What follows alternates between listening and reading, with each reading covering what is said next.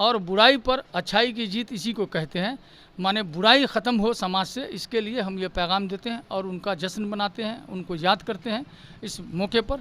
और इस मौके पर जुलूस की शक्ल में हम लोगों ने जो हर साल निकालने का काम किया है, कुछ लोग पानी बांटते हैं, कुछ लोग गरीबों को खाना खिलाते हैं, कुछ लोग बीमार को जाके फल देते हैं, कुछ लोग जो है सो अपनी दुश्मनी ख़त्म करते हैं, कोई किसी का कर्ज माफ़ कर देता है। इन्हें प्रकार बहुत सारा, चूँकि समाज के अंदर में क्लियर है कि वो मुसलमानों के ही नबी नहीं थे, वो सबके नबी थे। मानने वाले उनको किसी भी मज़हब के लोग हैं उनको नबी अपना मानते हैं। वो लोग सदाबहार हैं। जैसे कुरान शरीफ का या किसी भी धार्मिक ग्रंथ का पाठ कभी समाप्त नहीं होता, हमेशा लोग करते हैं, उसी की एक कड़ी है और उसी तरह से उनकी याद मनाते हैं।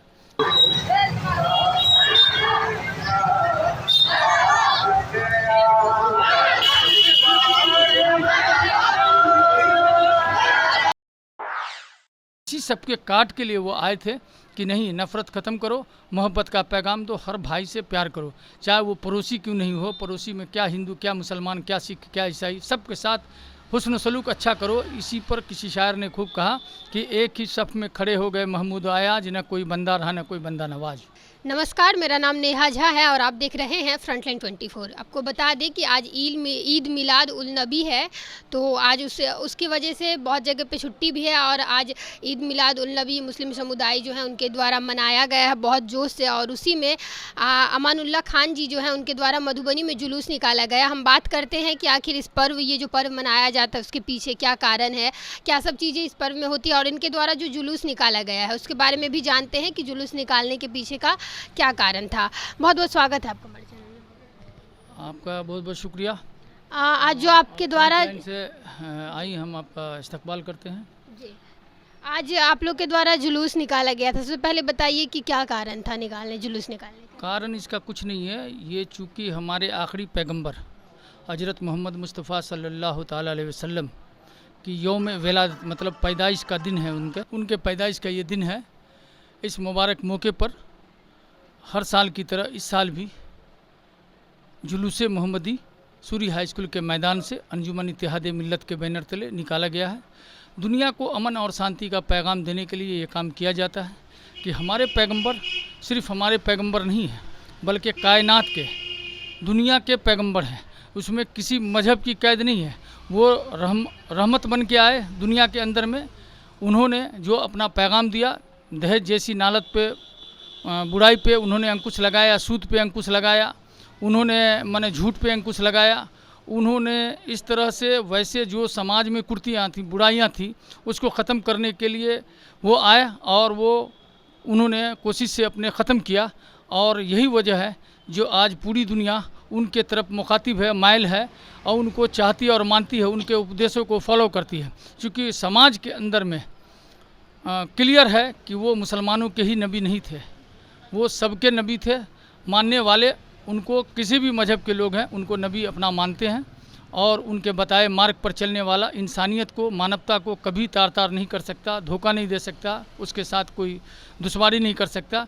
इस मौके पर जुलूस की शक्ल में हम लोगों ने जो हर साल निकालने का काम किया है, कुछ लोग पानी बांटते हैं, कुछ लोग गरीबों को खाना खिलाते हैं, कुछ लोग बीमार को जाके फल देते हैं, कुछ लोग जो है सो अपनी दुश्मनी ख़त्म करते हैं, कोई किसी का कर्ज माफ़ कर देता है। इन्हें प्रकार बहुत सारा काम है जो इस मौके पर लोग कर रहा है। कुछ लोग कुरान पाक की तिलावत करते हैं, कुछ लोग वजीफ़ा करते हैं, कुछ लोग नफिल नमाज को अदा करते हैं। इसी तरह से ये काम करके उनको याद किया जाता है। वैसे वो लोग सदाबहार हैं। जैसे कुरान शरीफ का या किसी भी धार्मिक ग्रंथ का पाठ कभी समाप्त नहीं होता, हमेशा लोग करते हैं, उसी की एक कड़ी है और उसी तरह से उनकी याद मनाते हैं और उनकी याद में अमन और शांति के साथ ये जुलूस निकालते हैं बिना किसी को तकलीफ़ दिए हुए। जी, कहाँ से कहाँ तक का ये जुलूस? ये सूरी हाई स्कूल से निकला, किशोरी लाल चौक, शंकर चौक होते हुए चूड़ी बाज़ार, बाटा चौक, थाना मोड़ होते हुए ये जुलूस head post office, bus stand, railway station, bus stand होते हुए फिर यहाँ मस्जिद के पास आया। यहाँ पर आकर के धार्मिक प्रवचनकर्ताओं ने उनकी ज़िंदगी पर रोशनी डालने का काम किया और रोशनी डाली और लोगों को झूठ से और बुराई से बचने का मना किया गया। और उसके बाद मुल्क की सलामती और एकजहती के लिए, आपसी भाईचारे के लिए दुआ की गई और मुल्क में तरक्की हो, अमन बहाल हो, इसके लिए भी दुआए खैर की गई, सलातो सलाम पढ़ा गया, फिर उससे लोग अपने अपने घर को चले गए। जी, आज जो त्यौहार आप लोगों के समुदाय में मनाया गया है, हर त्यौहार के पीछे कुछ ना कुछ रीज़न होता है या कुछ उद्देश्य देती है। ये जो त्यौहार है इसके पीछे क्या उद्देश्य है, क्या उद्देश्य देती है ये त्यौहार? उद्देश्य तो स्पष्ट है ना, कहने कि पैगंबर जो हमारे हैं वो पैगंबर सिर्फ हमारे नहीं हैं, वो शांति के दूत बन के आए थे और उनके पैगाम को जो लोग फॉलो करेगा वो मानवता को, इंसानियत को कभी तकलीफ़ नहीं पहुंचा सकता, बल्कि जानवरों का भी ख्याल रखने का हुक्म है। और बुराई पर अच्छाई की जीत इसी को कहते हैं, माने बुराई ख़त्म हो समाज से, इसके लिए हम ये पैगाम देते हैं और उनका जश्न मनाते हैं, उनको याद करते हैं इस मौके पर और उन लोगों से दिलजोई करते हैं, आपस में एकता बनी रहे, भाईचारा बढ़े। चूँकि हमारा मुल्क बहुत बड़ा है, ये मुल्क क्या पूरी दुनिया में ये आज हो रहा है। जी, मकसद इसका स्पष्ट है। ये बहुत बड़ा त्यौहार है, ईद, बकरीद और मुहर्रम, ये सब अपनी जगह एक त्यौहार है, लेकिन जश्न ईद मिलादुन नबी और जुलूस मोहम्मदी का मकाम कुछ और मकाम है। इस मकाम की अहमियत बहुत बड़ी है। इसको जिस रूप में आप देखिए, सबसे पहले तो भाईचारा कायम करना, जो एक समाज के लिए बहुत बड़ी चुनौती है आज के समय में। इस वक्त हम देश में नफ़रत के माहौल से जूझ रहे हैं, एक दूसरे को लोग काटने मारने पर तुले हैं। इसी सब के काट के लिए वो आए थे कि नहीं, नफ़रत ख़त्म करो, मोहब्बत का पैगाम दो, हर भाई से प्यार करो, चाहे वो पड़ोसी क्यों नहीं हो, पड़ोसी में क्या हिंदू, क्या मुसलमान, क्या सिख, क्या ईसाई, सब के साथ हुस्न सलूक अच्छा करो। इसी पर किसी शायर ने खूब कहा कि एक ही सफ़ में खड़े हो गए महमूद आयाज, न कोई बंदा रहा न कोई बंदा नवाज। जी, धन्यवाद। ठीक है। तो इनसे हमारी बात हुई है और आज जो त्यौहार मनाया गया तो उसके बारे में हमने इनसे जानकारी ली कि किस तरीके से इस त्यौहार को मनाया जाता है, इसके पीछे क्या उद्देश्य होता है। हम ऐसे ही मिलेंगे किसी और नए वीडियो में, तब तक के लिए आप देखते रहिए फ्रंटलाइन 24। धन्यवाद।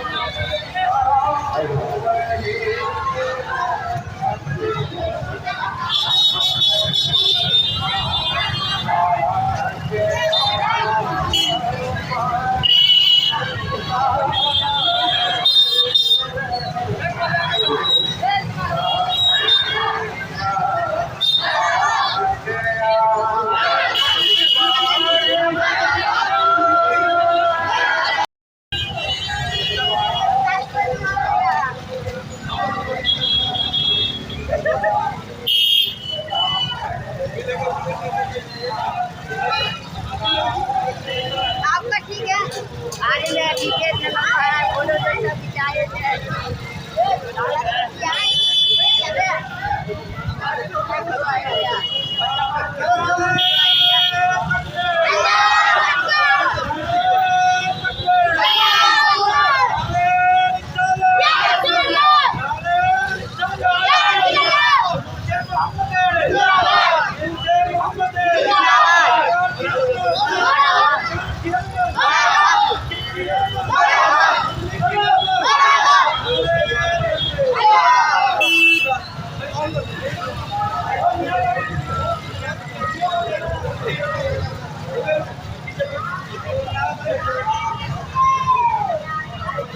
नहीं पकड़ भी थे कई डब्बा होएगा हराम